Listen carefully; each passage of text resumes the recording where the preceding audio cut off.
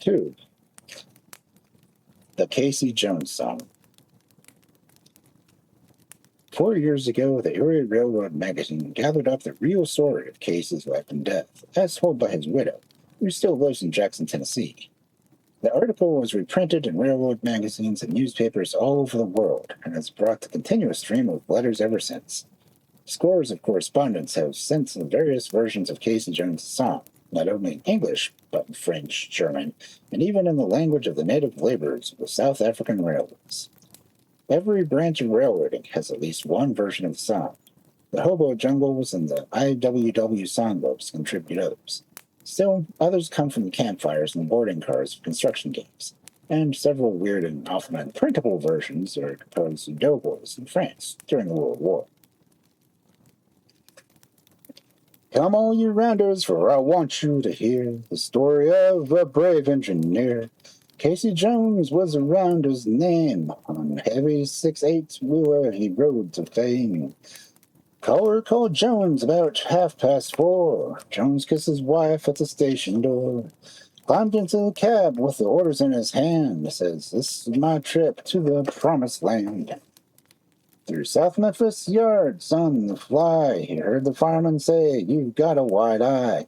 All the switchmen knew by the engine's moans that the man at the throttle was Casey Jones. It had been raining for more than a week. The rail track was more like the bed of a creek. They rated him down to a 30-mile gait through the southbound mail about 8 hours late. Fireman says, "Casey, you're running too fast. Run the block signal in last station you passed." Jones says, "I think we can make it through." Why, she seems much better than I ever knew. Jones says, "Fireman, don't you fret. Keep knocking on the fire door. Don't give up yet. I'm gonna run her till she leaves the rail. I'll make it on time with the southbound mail." Around the curve or down the dump, 2 locomotives were bound to bump. Fireman hollered, "Jones, it's just ahead. We might jump and make it, but we'll all be dead." 'Twas around this curve he saw a passenger train. Something happened in Casey's brain. Fireman jumped off, but Casey stayed on. He's a good engineer, but he's dead and gone. Poor Casey was always all right. He stuck to his post both day and night.